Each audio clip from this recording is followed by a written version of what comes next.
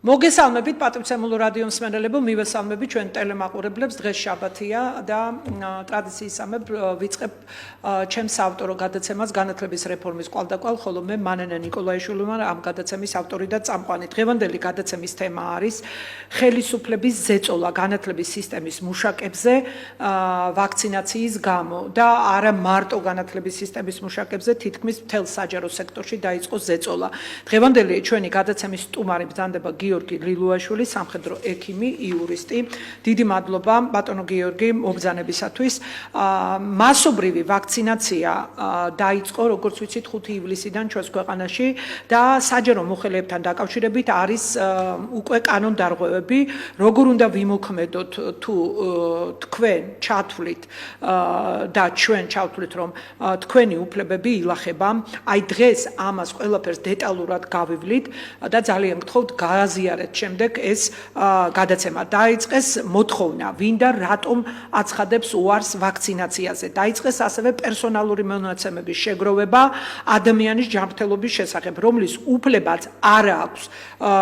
პერსონალურ მონაცემთა კანონის პირველი მუხლის მე-6 პუნქტის თანახმად აკრძალულია განსაკუთრებით ადამიანის პერსონალური მონაცემების დამუშავება. ამავე მუხლის სხვა პუნქტებით არც ერთ სამსახურს არ აქვს უფლება გამოითხოვოს თქვენგან ინფორმაცია მოქალაქეებისგან, ეს მუშაობთ სიპებში, ეს მუშაობთ სამინისტროებში, მუშაობთ IP-ებში თუ რა სამართლებრივი იურიდიული სტატუსის მქონე დაწესებულებაშიც არ უნდა მუშაობდეთ, მათ არ აქვთ უფლება გამოითხოვონ თქვენგან ჯანმრთელობის შესახებ ინფორმაცია და თუ თქვენ არ გაქვთ სურვილი, ვერ გამოითხოვენ და რატომ ამბობთ უარს ვაქცინაციაზე. აი არც ამის უფლება აქვთ. როგორ უნდა იმოქმედოთ იმ შემთხვევაში, თუ მაინც ხდება ზეწოლა ხელმძღვანელების მიერ. კონკრეტულად ჩვენ ძირითადად დღეს ვისაუბრებთ განათლების და მეცნიერების მიმართულებით, ესე იგი დირექტორების ან რექტორების მიერ. ჩვენ ამაზეც კონკრეტულ პასუხებს გავცემთ. ვაქცინაცია ნებაყოფლობითია. თუ ძალდატანებით ჩაქრთავენ ვაქცინაციის პროცესში, შეგიძლიათ მიმართოთ საქართველოს სახელმწიფო ინსპექტორს და მიმართეთ ტელეფონით ან ელექტრონული პოსტით. თუ არ გინდათ თქვენი სახელის და გვარის დასახელება, ისარგებლეთ მათი ანონიმური ასე ვთქვათ მართვის მოწმობით, ანუ ანონიმური ფორმაც არის. ან დღეს ბატონი გიორგი მოვიწვია, იმიტომ რომ არასამთავრობო ორგანიზაციების გაერთიანებათა კოალიცია შეიქმნა საინიციატივო ჯგუფი, სადაც იურიდიული კონსულტაციებისა და მომსახურებისათვის შეგიძლიათ დაუკავშირდეთ 5-47-28-80. კვლავ იმეორებ 5-47-28-80. იურისტი შეგვხვდებათ ქალბატონი ფატი კიპაროიძე. კიდევ გავიმეორებთ ჩვენ ამ ტელეფონის ნომრებს გადაცემის მსვლელობის დროს. ხალხს აშინებენ სამსახურის დაკარგვით და თუ არ აიცრებიან. ამცრელი ბრიგადები დაასახელეს კიდევ მინისტრი იმეორებს ყოველი გამოსვლისას ტურისტულ ზონებში. ეს კიდევ გაუგებარია, ესე იგი გასული ხომ იქნებით თქვენ დასასვენებლად, ალბათ იქ. არავის არ აქვს უფლება ადამიანი აიძულოს რომ გაიკეთოს ვაქცინა, მით უმეტეს დაემუქროს სამსახურის დაკარგვით. ეს არის სოციუმიდან გარიყვის პროცესამდე მიდის ყველაფერი, ეს არის ანტიკონსტიტუციური მართვის ფორმა. ანუ შრომითი უფლებები კონსტიტუციითაა დასული, ასევე ჯანმრთელობის, სიცოცხლის უფლება თუ ასე შემდეგ და პიროვნების ასე ვთქვათ პერსონალური მონაცემები დაცულია კონსტიტუციისგან და სპეციალური კანონებით. სამუშაოს დაკარგვა და სხვა პროცესები მიებმება ძალადობრივი ვაქცინაციის პროცესს, რაც ცხოვრებას ძალიან გაგვირთულებს და ერთი სიტყვით თუ ვიტყვით, აქცევს ჯოჯოხეთად. გამოიყენეთ კონსტიტუციური უფლება, თუ არ გსურთ ვაქცინაცია, ძალდატანებით, ნუ მიიღებთ მონაწილეობას აღნიშნულ პროცესში. გიცავთ კონსტიტუცია, გიცავთ საქართველოს კანონები და გიცავთ საერთაშორისო სამართალიც. ახლა მთავარი საკითხი, როგორ უნდა მოიქცნენ სკოლის დირექტორები, პროფესიული სასწავლებლის დირექტორები, უმაღლესი სასწავლებლის რექტორები, ბაგაბაღის დირექტორები, რესურს ცენტრის დირექტორები, თვითონ სამინისტრო განათლებისა და მეცნიერების. არ უნდა შეასრულონ ეს სიტყვიერი ან არაოფიციალური ცირკულარული წერილის მოთხოვნები. ეს არის ანტიკონსტიტუციური კანონმდებლობის საწინააღმდეგო მოთხოვნები, საერთაშორისო დადგენილებების საწინააღმდეგო ქმედებები. ევროკავშირმაც მიიღო რეზოლუცია უკვე ლამის 1 წელია. გაერო მიიღო რეზოლუციები მიღებულია განვაქცინაციასთან დაკავშირებით, რომ ეს არის ექსპერიმენტული ვაქცინები, ტარდება ექსპერიმენტი და არ არის საჭირო მთელმა ქვეყანამ და მთელმა მსოფლიომ 8 მილიარდმა ადამიანმა ექსპერიმენტში მიიღოს მონაწილეობა. კვლავ ვიმეორებ, მივმართავ რექტორებს, მივმართავ დირექტორებს, მივმართავ სამინისტროს ხელმძღვანელ მუშაკებს. თქვენს წინააღმდეგ დაიწყება სერიოზული მამხილებელი კამპანია და თქვენ დატოვებთ თქვენ თანამდებობებს. ჩვენ ჩაუდგებით ამას სათავეში. გირჩევნიათ არავითარი ძალდატანება, არ შეასრულოთ ის ცირკულარული წერილები და ვინც გააგზავნეთ რესურს ცენტრის დირექტორებო და რექტორს განსაკუთრებით პერსონალურად მიმართავ სამედიცინო უნივერსიტეტის რექტორს ბატონ ზურაბ ვადაჭკორიას. თავი შეიკავეთ ბატონო ზურაბ და თქვენ სტუდენტებს, პროფესორ მასწავლებლებს, რეზიდენტებს, ტექნიკურ მუშაკებს და ადმინისტრაციის თანამშრომლებს ნუ აიძულებთ რომ აიცრან. მე წავიკითხე ის წერილი, რაც ვრცელდება თქვენი უნივერსიტეტის ასე ვთქვათ, ერთ-ერთი სამსახურის საზოგადოებასთან ურთიერთობის სამსახურის მიერ. შემდეგ კიდევ ვიმეორებ, რა ხდება მაშინ თუ არის ძალდატანება მათი მხრიდან, მიმართეთ სახელმწიფო ინსპექტორს, მოგმართეთ ჩვენ არასამთავრობოთა ორგანიზაციების გაერთიანება კოალიციას, ვიმეორებ 5, 47, 57, 38, 80. ჩვენ ვამხელთ და სამართლებრივად დავიცავთ თითოეულ პროფესორს, თითოეულ მასწავლებელს, თითოეულ თანამშრომელს, მოსწავლეს და სტუდენტს. თუ არ შეჩერდებიან, დაიწყეთ სკოლის დირექტორების და რექტორების გადაყენების პროცესი. სტუდენტობას მიმართავთ, მოუწყვეთ აქციები ხელისუფლებას და თქვენ რექტორებს და საერთოდ ძალიან ბევრი შეუძლია სტუდენტობას. ასეთი მძიმე რეალობის წინაშე ვდგევართ. ბატონო გიორგი, რა სიტყვით თქვენ ამის შესახებ? ქალბატონმა მოგესალმებით, მივესალმები ტელემაყურებლებს, მივესალმები რადიო მსმენელებს.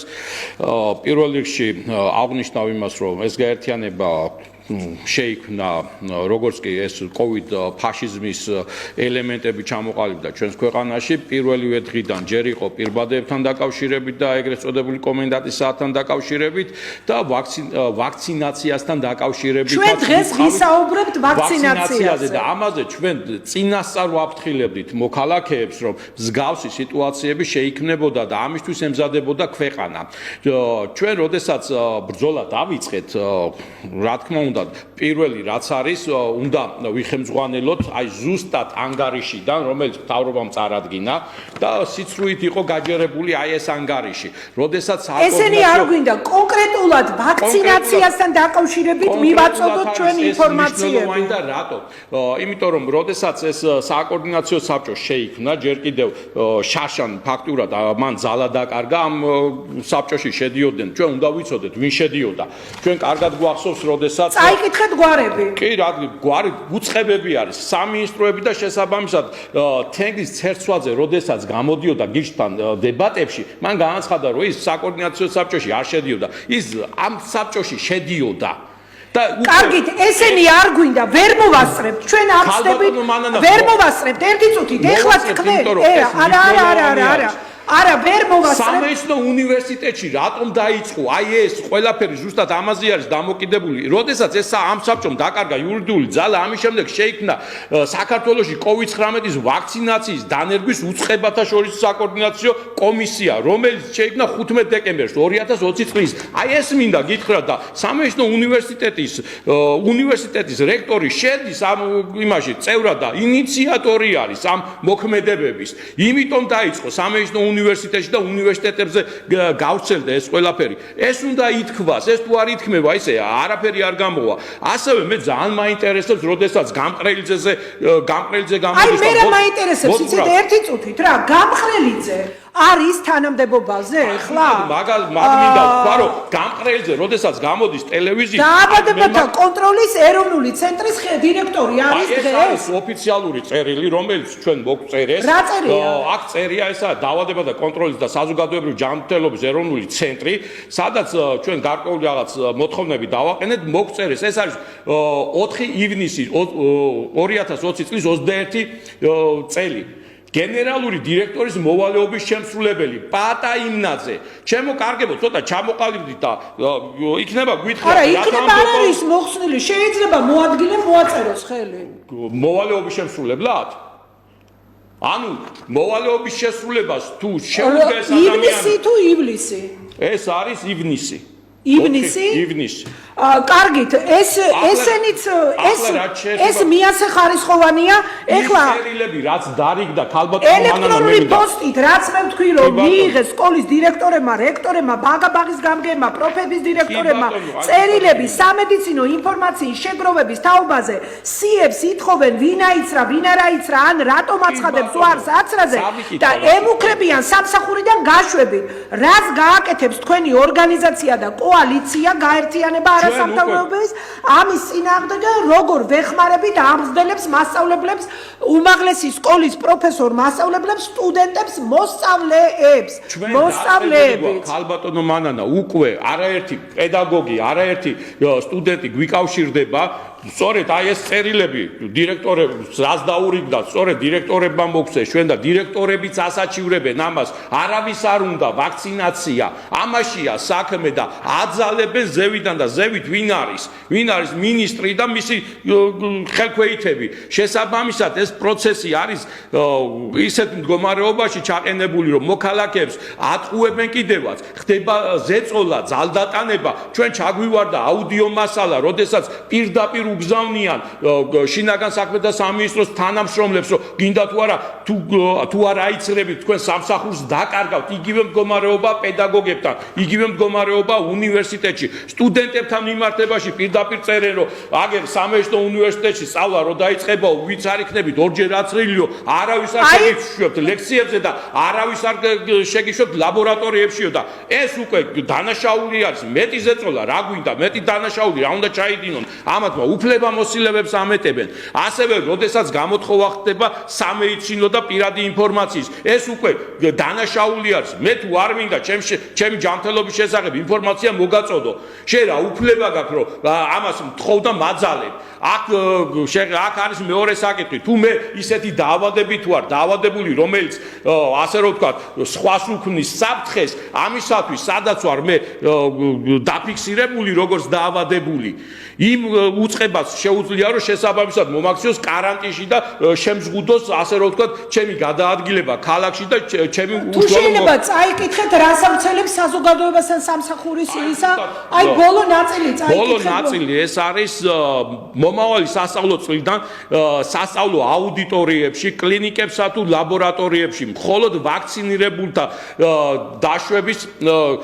დაშვების შესახებ, ანუ უკუჩვენების არარსებობის შემთხვევაში ეს არის ერთადერთი საშუალება უსაფრთხო სასწავლო და კვლევითი გარემოს შექმნისათვის, საზოგადოების განვითარებისა და წინსვლისათვის. ხალხო, ჯერ ვაქცინაზე რო დავიწყოთ საუბარი, საერთოდ რისთვისაა ეს გაკეთებული, მოსახლეობა უკვე გაღიზიანებულია იმაზე, რომ ეს ძალდატანებით ხდება, ყველა იმაზე საუბრობს, რომ ეს არის სამხედრო დანიშნულების ასე რომ ვთქვათ პრეპარატი და ამან განაპირობა ზუსტად ის უნდობლობა თან არის ექსპერიმენტული ხალხო ეს არის ადამიანებზე ახლა გადის ექსპერიმენტს ახლა გადის ცდებს ეს ვირუსი კოვიდი არ არის სასიკვდილო ვირუსი მაშინ რატო ხდება ამ ვაქცინის გაკეთება თან არის მოძველებული ვაქცინა იმიტომ რომ მუტაცია განიცადა ვირუსმა და შესაბამისად იმ ძირითად ვირუსზე რომელზეც იქნა შექმნილი ეს ვაქცინა არ მოქმედებს უკვე მუტირებულ ვირუსზე და ზუსტად მაგაში არის თუ არის ორჯერ აცრილი მაშინ რა ადარდებს იმას რატო უნდა დაემართოს მაშინ ეს ვირუსი და რატო ხდება საზოგადოებრივი დაპირისპირება და ზუსტად საზოგადოებრივი დაპირისპირების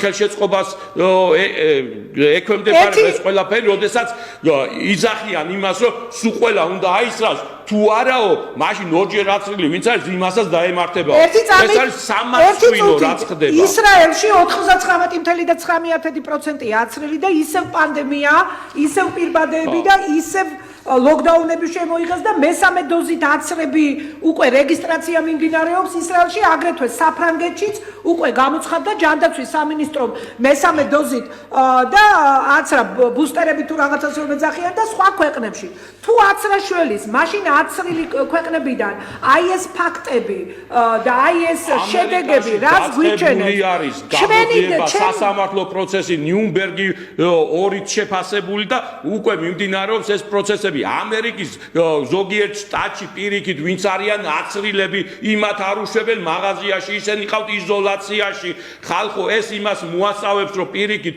უკუშედეგებს ღებულობ ჩვენ და შეიძლება არის ავრცელებს ინფექციას რა თქმა უნდა ავრცელებს ინფექციის გამავრცელებელი არის თან მით უმეტეს ჩვენ როდესაც ორჯერ აცრილებში ეპიდემია გავრცელდა ისე ისრაელთან დაკავშირებით არის რამოდენიმე ქვეყანა სადაც დაიკეტა ისევ იმიტომ რომ ორჯერ ისევ გაჩნდა ერთი წამით აი ჩემი დასკვნა არის რომ აცრა არ არის გამოსავალი და თქვენც ამბობთ რომ ეს არ არის გამოსავალი რომ დაუშვებელია ვაქცინაცია ეს არის დაუწერელი კი არა დაწერილი ერთი წამით ბატონო გიორგი ამრავლებს დაავადებულთა რაოდენობას კითხვები მაქვს თუ შეიძლება რატომ უნდა აიცრას მასობრივად ხალხი ექსპერიმენტული ვაქცინა არ უნდა აიცრას და თუ აცრა იცავს დაიცვას ვინც აიცრის და აუცრელი ადამიანი რა პრობლემაა როგორც ექიმმა მითხარი არანაირი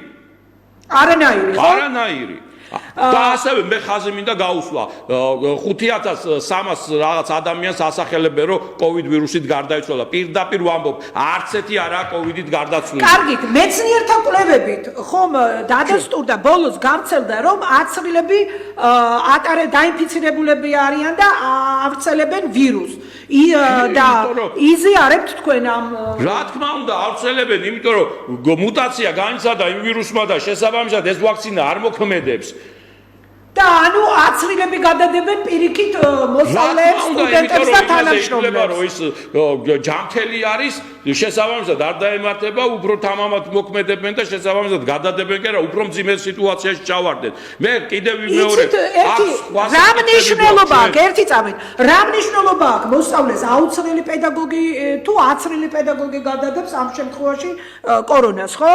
და სხვა საკითხებია მოსაგვარებელი ეპიდემიოლოგიური მუშაობა ცოტა სხვანაირად უნდა წარმართოს მიმართულებით. ჯერ უნდა ჩაქრეს ეპიდემია, უნდა შეწყდეს აი ეს სტატისტიკას რომ მიცხადებენ და ამდენი არის, ესე იგი ეპიდემიაა ქვეყანაში, რადგან თქვენ მასი აცხადებთ, ეპიდემიის დროს დაუშვებელია ვაქცინის გაკეთება. ვაქცინაცია არის დაუშვებელი. კარგით, ვაქცინებზე მოიკლეს თავი მთელ მსოფლიოში და არის რამდენიმე ვაქცინა და არ არის წამალი, რატო?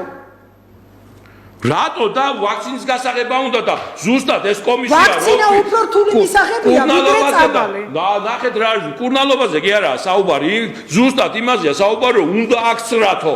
განა ამ პრობლემიდან გამოგიყვანოთო რაც ხდება ქვეყანაშიო. უნდა აქცრათო, სხვა გამოსავალი არ გვექნება. ერთი წამით პედაგოგი თქვენ უთხარით ეხლა ვინც დარეკავს თქვენთან ხელშეკრულებას გაუფორმებთ? რა თქმა უნდა ინდივიდუალურად ხდება იურისტთან კონსულტაციაზე შესაბამისად ფორმდება ხელშეკრულება, იმიტომ რომ ეს არის ის ფორმა რომ უფასო იქნება ეს დახმარება? არის რაღაცა ნაწილი უფასო, რა თქმა უნდა, კონსულტაციები, თუმცა არის გარკვეულწილად თუ დაჭირდა სასამართლო პროცესები და ეს იქ უკვე ფასიანი ის იქნება, იმიტომ რომ ბაჟი იქნება გადასახადები და შრომით დავეწეხება ისე უფასო არის ამ ხნის განმავლობაში ჩვენ ვეწეოდით ასევე იურიდიულ მომსახურებას უფასოდ პირბადებთან დაკავშირებით და მუტირებული ვირუსების მიმართ ეს ვაქცინები ეფექტურია თუ არა, ანუ მოძველებულია? უკვე მოძველებული არის. ანუ ეს არის პირველი ალფა ფორმასთან დაკავშირებით გაკეთებული ვაქცინა, ასე რომ ვთქვათ, თან ასევე ეს ვაქცინა არ არის, როდესაც კლასიკურ ვაქცინას უძახით, ეს არის მოდიფიცირებული პროდუქტი. იმ ვირუსის წინააღმდეგ, რომელიც მუტაციას განიცდის და ეს COVID ვირუსი განიცდის მუტაციას, ვაქცინა უნდა დამზადდეს საერთოდ? არ უნდა დამზადდეს, იმიტომ რომ ვერ ასწრებს ვაქცინა გამოცდას და მუტაციას განიცდის სწრაფად ვირუსი და შესაბამისად თან აქ საუბარი იმაზე არის ორჯერ ვაისებით მე მესამედ დაგჭირდება თაცრა და შესაბამისად ჩვენ გავხდებით ვაქცინა დამოკიდებული ნარკომანიამ ხო შეჭამა ეს მთელი კი ეხლა მესამეს ამბობენ ვაქცინა მე მეოთხე მე და ყოველ 6 თვეში კი იმიტომ რომ ეს ბატონო გიორგი მთელი მსოფლიო მათ შორის ჩვენს რატო ვართ შესავალ სიტყვაში ვთქვი მე ექსპერიმენტში ჩართული რატო ვართ ბატონებო ჩართული და იმიტომ რომ გარკვეულ აი ამ სიაში მისწერი ამ ხალხს უნდა რომ დიდი ფული გააკეთონ და ახლა კიდე 3 მილიარდი აქ წერია რა თქმა უნდა მათხოვეთ მე წავიკითხავ ხომ შეიძლება როგორ შეიძლება საქართველოს ოკუპირებული ტერიტორიებიდან დევნილთა შრომის ჯანმრთელობისა და სოციალური დაცვის მინისტრი კომისიის თავმჯდომარე ანუ მინისტრი ტიკარაძე და ოფიციალურად აკეთებს განცხადება საქართველოს ოკუპირებული ტერიტორიებიდან დევნილთა შრომის ჯანმრთელობის სოციალური დაცვის მინისტრის პირველი მოადგილე კომისიის თავმჯდომარის მოადგილე გაბუნია, ხო? კი ბატონო. საქართველოს ფინანსთა მინისტრის მოადგილე კომისიის წევრი. გვარები რატო არ წერია? საქართველოს ეკონომიკისა და მდგრადი განვითარების მინისტრის მოადგილე კომისიის წევრი. ნახეთ გვარების და საქართველოს საგარეო საქმეთა მინისტრის მოადგილე კომისიის წევრი. საყოველთაო სახელობის დაავადებათა კონტროლისა და საზოგადოებრივი ჯანმრთელობის ეროვნული დაცვის გენერალური დირექტორი. კომისიის ანუ ეს ისა ხო გამყრელიძე იმ სამედიცინო და ფარმაცევტული საქმიანობის რეგულირების სააგენტოს დირექტორი ვინ არის ჯანმრთელობის ეროვნული სააგენტოს დირექტორი კომისიის წევრი ვინ არიან ესენი გვარები იცი გვარები არ ვიცი საგანგებო სიტუაციების კოორდინაციისა და გადაუდებული დახმარების ცენტრის დირექტორი კომისიის წევრი თბილისის სახელმწიფო სამედიცინო უნივერსიტეტის რექტორი კომისიის წევრი საქართველოს ბიოეთიკის ეროვნული საბჭოს თავმჯდომარე კომისიის წევრი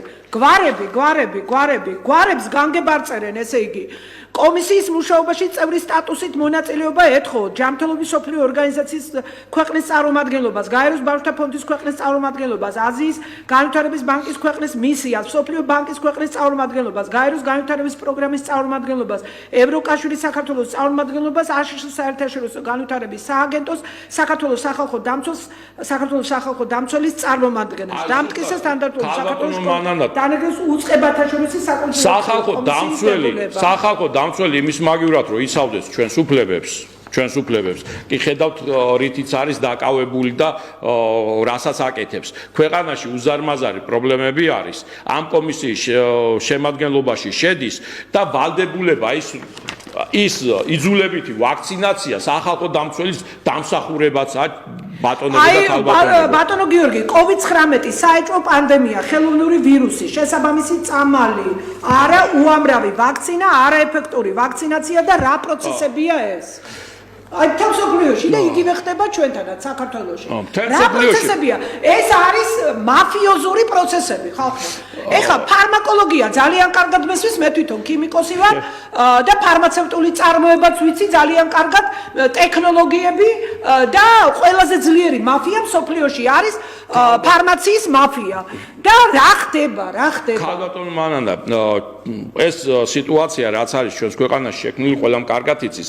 ამასთან საბრძოლველად ჩვენ დავიწყეთ უკვე სამეცნიერო ასე რომ ვთქვათ შეკრებები პირველ კონფერენცია ჩავატარეთ სამების ახალგაზრდულ ცენტრში სამხედრო სამეცნიერო სამეცნიერო საქართველოს ეროვნული სამხედრო სამეცნიერო აკადემიის ეგიდით ახლა ვამზადებთ საერთაშორისო კონფერენციას, სადაც ჩართული იქნება საერთაშორისო დონის ექიმები, სპეციალისტები, მიკრობიოლოგები და ზუსტად აი ამ თემებზე გვექნება საუბარი.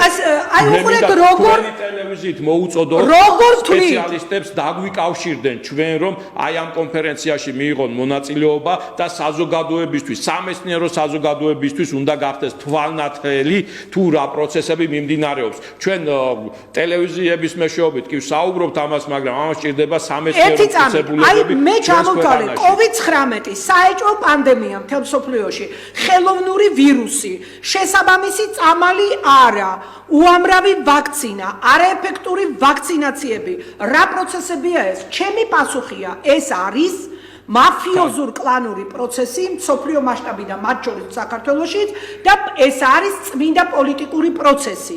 პოლიტიკა ვახსენე და ნაცები და კოცები ყოფილი მართველი პარტია და ამჟამინდელი მართველი პარტია ორივე მასობრივი ვაქცინაციის მომხრეა. რა დაინტერესება აქვს ხელისუფლებას, პოზიციას და ოპოზიციას, ვის აქვს ბიზნესი მედიცინაში და ცალკეულ პირებს. და ეს როგორც გითხარი, საერთაშორისო ფარმა მაფია ფულს რა არ მისცემს ნებისმიერი ქვეყნის მთავრობას, ცალკეულ მათ ექსპერტებს, რომ ეს ვაქცინები რაც შეიძლება მეტი გაიყიდოს? ქალბატონმა ზუსტად მაგისთვის იყო ეს ყველაფერი შექმნილი და თუ შეიძლება დამისახელოთ გვარები ვის აქვს სამედიცინო ძალიან ბევრ პარლამენტარს აქვს კერძო საავადმყოფოები. უამრავი დეპუტატი არის, ვისაც თავის კერძო სხვათა შორის თვით გამყრელიძეს. გამყრელიძე. მე ჯანდაცვას ყურირებდი წლების განმავლობაში და მე ვიცი რა ხდება ისა, რა ქვია, ჯანდაცვაში. მე მინდა მივმართო ეხლა პერსონალურად გამყრელიძეს, მე მინდა მივმართო ცერცვაძეს, მე როცა ვიყავი სოციალურ საკითხთა კომისიის თავმჯდომარე 1998-2002 წლებში და მერეც მუშაობდი მერიის მაღალჩინოსანი ვიყავი, როცა ბატონებო ლადო კახაძე იყო თავმჯდომარე, მე დამხვდა 9 მილიონი ჯანდაცვის ბიუჯეტი და ავიყვანე 24 მილიონზე და 24 მილიონიანი ჯანდაცვის ბიუჯეტი გადავეცი, როდესაც სააკაშვილი მობძენდა საკრებულოს თავმჯდომარედ. ბატონო ცერცვაძე, მე დავაფუძნე თქვენი ცენტრი, მაშინდელი დაფუძნებულია და ჩაეყარა საფუძველი. თითქმის ყველა საავადმყოფო თავიდან შევქმნით სამედიცინო სასწრაფო დახმარება და მე გავხდით ამავე დროს ჯანდაცვის კოლეგიის წევრი. ჯერ იყო მინისტრი ჯორბენაძე, ხოლო შემდეგ იყო ბატონი ამირან გამყრელიძე. კი ბატონო, მე თქვენ უაღრესად დიდ პატივს გცემთ, ბრძანდებით ძალიან დიდი პროფესიონალი, მე მივმართავ ეხლა ამირან გამყრელიძეს, მაგრამ ბატონო ამირან მე ვერ ვხედავ და ცერცვაძესაც მინდა მივმართო და ძალიან გაბრაზებული ვარ იმნაძეზე, ეხლა მე მოგახსენებთ რატომ ბატონ პაატა იმნაძეზე ნიჭიერება ერთია, მაგრამ თქვენი ხალხის და საქართველოს პატრიოტობა მეორეა. მე ვერ დამაჯერებთ, ახლოს ვდგევარ ამ სპეციალობასთან ბიოქიმიკოსების და ბიოლოგების და მოლეკულური ბიოლოგების და ვირუსოლოგების საქმეა ეს უფრო და ჩვენ უფრო ვერ ყვებით ვიდრე სულთა და სხვადასხვა სპეციალობის ექიმები, არასპეციალისტები გამოდიან და რაღაც სისულელეებს ბოდავენ. არ თუ ექსპერიმენტული ვაქცინაა და თუ ნებაყოფლობითია ბატონო ამირან, გამოიჩინეთ კეთილი ნება და ნუაძალებთ ხალხს. თქვენ სიტყვას და თქვენ ავტორიტეტს აქვს ძალიან დიდი მნიშვნელობა. არანაირი სურვილი არ მაქვს დაგიპირისპირდეთ თქვენ. დაუპირისპირდე ცერცვაძეს, დაუპირისპირდე იმნაძეს და დაუპირისპირდე ჩემთვის ძალიან ძვირფას ბატონ ზურაბ ვადაჭკორიას. ქალბატონ მანანა, ის აუდიო ჩანაწერი რომ მოვასმენიოთ ჩვენს ტელემაყურებელს. კი ბატონო, გაუშვით აუდიო ჩანაწერი თუ შეიძლება. და სანამ გაუშვებენ. მოგესალმებით ყველას. დიახ. მოკლედ 5 ივლისიდან სავალდებულო ხდება კორონავირუსზე აცრა ყველა მოქალაქისთვის. მათ შორის გამონაკლისი არჩინაგან საქმეთა სამინისტროს და ჩვენი თანამშრომლები არიან. ყველა დანაყოფის ხელმძღვანელმა წარმოადგინეთ სიები, რომ თანამშრომლები, რომლებიც უნდა აიცრან, უნდა მოხვდნენ კლინიკაში და ჩვენი ფუფუნებაა ის, რომ რიგის და ყოველგვარი რეგისტრაციის გარეშე ჩვენი თანამშრომლები აიცრებიან კორონავირუსის აცრაზე. ვინც არ აიცლება, ან უნდა მოიტანოს შესაბამისი ცნობა ექიმიდან, რომ არ იცლება და რატო არ იცლება და თუ კატეგორიულად ვიღაცა არ იცლება, ის თანამშრომლები დათხოვნილი იქნებიან შინაგან საქმეთა ორგანოებიდან, რადგან ვაქცინაცია სავალდებულოა. გთხოვთ წარმოადგინოთ ვინც არ იცრება, ვინც უნდა აიცრას უახლოეს მომავალში. დიდი მადლობა. რაც ვერ გაიგეთ, დამიკავშირდით კიდე. და ვინც აიცრება, ნიკო შეუძლება დავამატებთ ის, რომ ვინც აიცრება, უნდა ასლი მიაწოდოს თავის ხელმძღვანელს, რომ ის აცრა ჩაიტარა. სამართლოს უფროს მზად ყოფნაში გქონდეთ ცხრილები, დაპლუსებული, დამინუსებული და ყველა ინფორმაციას ფლობდეთ. აი რა არის ახლა ეს? აი ის არის ზუსტად რაც მივიღეთ იმ გაჩუმებით, როდესაც გავჩუმდით პირბადეებთან, კომენდანტის საათთან, ამ ფაშიზმთან, რომელიც მოგვიწყვეს მეორე წელიწადი არის ასეთ დღეში გვამყოფები. აი ეს მამაძაღლები, რომლებიც, აი სრული ამ სიტყვის მნიშვნელობით, რომლებიც აი ამ ხნის განმავლობაში კანონგარეშე ქურდულად საქმეებს გვიჩევდნენ და ისევ პოლიციელებს მინდა მიმართო ხო მოგადგნენ მადერ უკვე დაიწყო თქვენი ვაქცინაცია ეს ახლა პოლიციის თანამშრომლებმა მოგვაწოდეს ჩვენ და მე სამხედრო ექიმი რო ვარ ამასთან დაკავშირებით უშუალოდ კონტაქტი მაქვს და შესაბამისად ხდება ამ ინფორმაციის მოგროვება ამის გარდა უამრავი ხმოვანი და წერილობითი შეტყობინებებია როდესაც ავალდებულებენ თანამშრომლებს როგორც ძალოვანი სტრუქტურების, ასევე განათლების სისტემის პედაგოგებს, პროფესორ მასწავლებლებს და აიძულებენ, რომ ისე წავიდნენ და აიცრან და აქ მეორე საკითხია, შიდა დაპირისპირებას იწვევენ. შიდა დაპირე სამოქალაქო დაპირისპირებას იწვევენ და აიძულებენ, რომ ვინც აიცრა, ისინი უკვე ებრძვიან, ვინც არ აიცრა. ერთი წუთით აი უყურეთ მე რომ პირბადეებთანაა დაკავშირებული საზოგადოებრივ ტრანსპორტში რომ ჭიდაობა არის და ამას კანონით არ სადარწერია იქ რომ ის სავალდებულოა. ბატონო გიორგი, არ გვინდა პირბადებზე ნებაყოფლობითობის, აი მე რო ვთქვი ბატონ პაატა იმნაძეს მიმართავ. ნებაყოფლობითობის პრინციპს არ ღვევს ბატონი პაატა იმნაძე. იმნაძეს განცხადება, რომლის თანახმად კერძო სკოლებისა და ზოგადად კერძო სექტორის წარმომადგენლებისათვის შესაძლოა ხელშეკრულებით დარეგულირდეს აცრის საკითხი. კერძოდ ხელშეკრულებაში იყოს ჩადებული ვაქცინაციის მოთხოვნა. რისი უფლებაც არ აქვს კერძო სკოლისა თუ კერძო უმაღლეს სასწავლებლის, კერძო ბაგაბაღის თუ კერძო პროფის მფლობელებს. ბატონო პაატა, კიდე ამის სწავლება უნდა? ხალხნო, კარგი სპეციალისტობა კი არაფერი არ არის. თავარია იყოს შენი ქვეყნის და პატრიოტი. რა უბედურება ეს ექსპერიმენტული საეჭვო ვაქცინა, რომელიც რო შეიყვან ორგანიზმში, ვეკითხები მოლეკულური ბიოლოგიის სპეციალისტებს, როდის დამთავრდება იმ უჯრედში, იმ ასე ვთქვათ, შეყვანილი ვირუსის ერთი წუთი. ისთვის უნდა ავიცრათ ესაა თავარი. მუშაობა როდის დამთავრდება და არავინ არ იცის, რაში გვჭირდება ჩვენ ეს ასეთი გაურკვეველი, როცა გაირკვევა, კი ბატონო, მაშინ ავიცრით ყველა. არავითარ შემთხვევაში ხალხო თუ არ გჭირდება ამის აცრა, რატო უნდა კიდევაც რომ გაირკვეს საფუძველი იმის რომ ვაქცინაცია გაკეთდეს ის არის რომ ალბათ არ გავხდეთ იმუნიტეტი, მყარი იმუნიტეტი ჩამოგვიყალიბდეს და ეს ვაქცინები არ იწვევს მყარი იმუნიტეტს, იმიტომ რომ ვირუსი განიცდის ცვლილებებს ის ვირუსზე რომელზეც მომზადა ეს ვაქცინა აღარ მოქმედებს ახლა ახალ ვირუსზე და შესაბამისად ეს არის ყოვლა დაუშვებელი და უკვე საუბარია რომ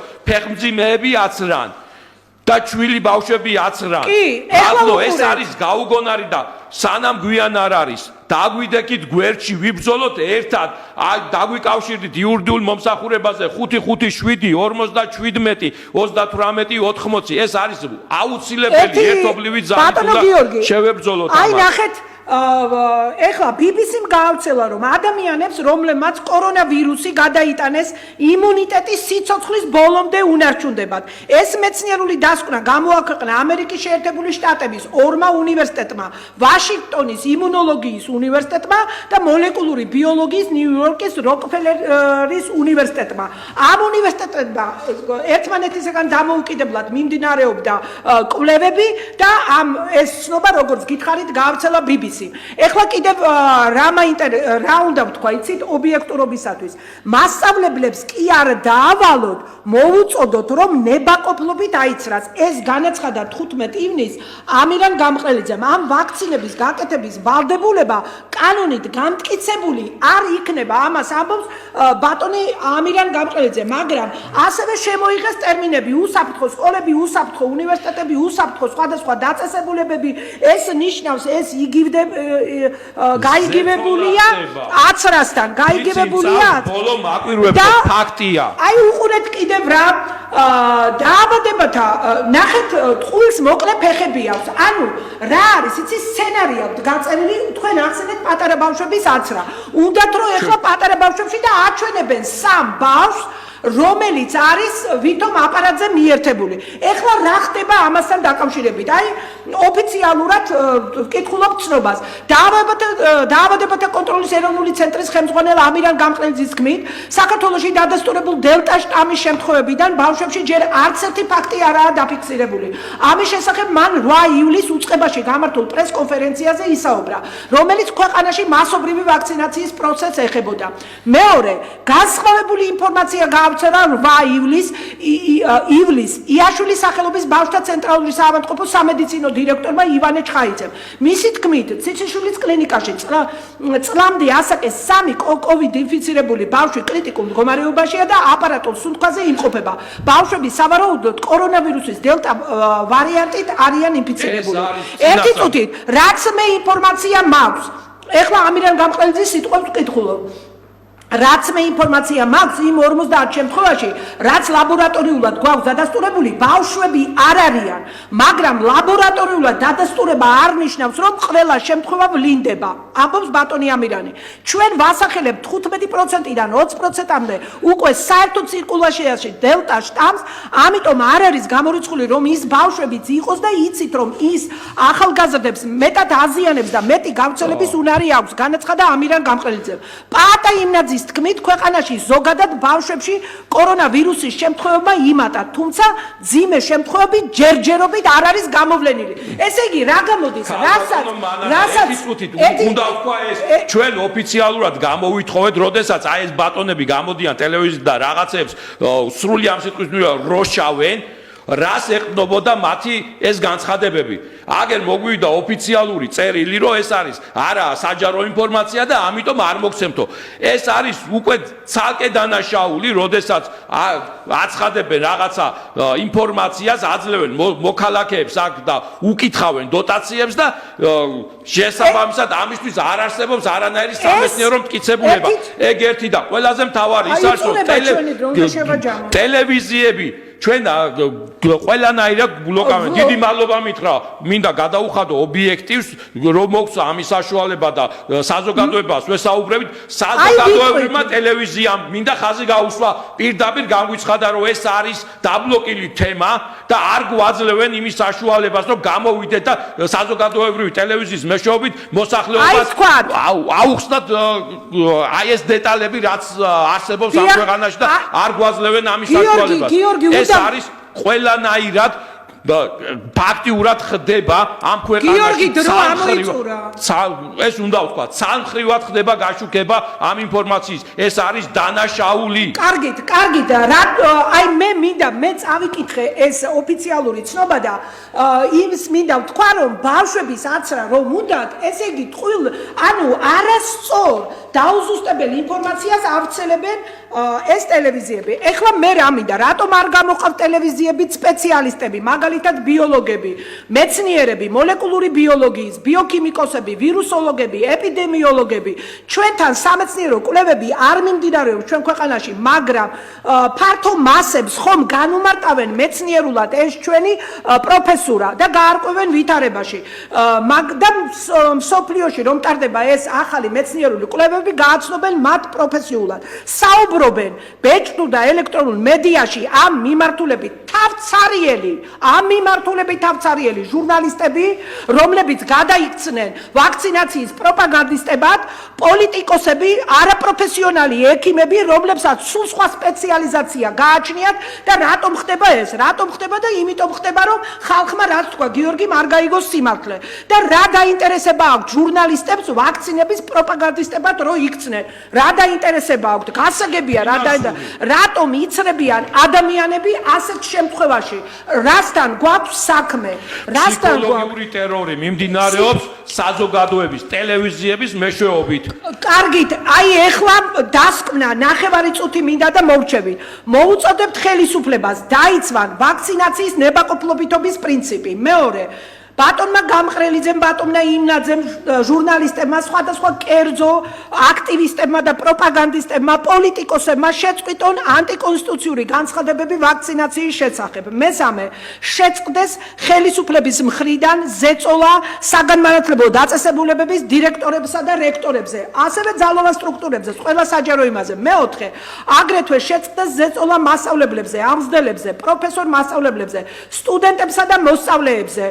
მშობელთა გასაგონად მოსწავლეების აცრაც უნდათ ზეწოლის ძალდატანებისა და სამსახურიდან დათხოვის მუქარის შემთხვევაში მოხდეს მათი მხილება, ხოლო არასამთავრობო ორგანიზაციათა გაერთიანება დაგიცავთ 5-47-47-38-80. მეექვსე, მოუწოდებთ შრომით კოლექტივებს, სტუდენტებს, მასწავლებლებს, პროფესორ მასწავლებლებს გადააყენეთ დაკავებული თანამდებობებიდან კანონდამრღვევი ბაგა ბაღის სკოლის პროფების დირექტორები, უნივერსიტეტის რექტორები. მეშვიდე, კერძო საგანმანათლებლო დაწესებულებების შემთხვევაში გატარდება ყველა საჭირო ღონისძიება, რაც კანონმდებლობითაა გათვალისწინებული. კონსტიტუციის დარღვევა არის საფუძველი კერძო სასწავლებლების ავტორიზაციის გაუქმების და ბოლო მერვე საჭიროების შემთხვევაში გავაერთიანოთ ძალები, მოვაწყოთ ერთობლივი მიტინგები და მანიფესტაციები. ხახნო, აქ სიკვდილ, სიცოცხლის საქმეა და ეხლა უკვე გაჩერება და დამალვა არ შეიძლება.